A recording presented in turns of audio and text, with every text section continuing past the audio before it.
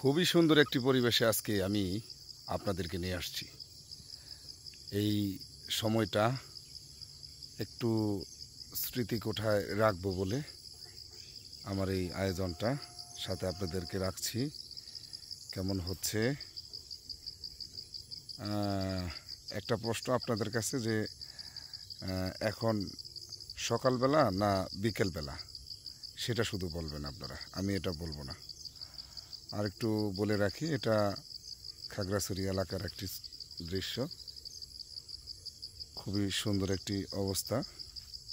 শুধু সকাল না বিকেলবেলার সূর্য এটা, সেটা আপনারা বলবেন, ঠিক আছে? আমি শুধু এইটুকুই।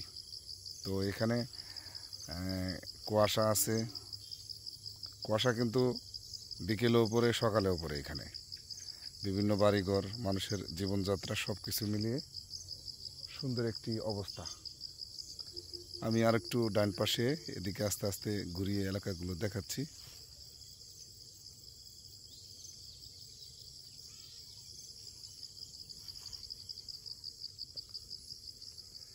এদিকে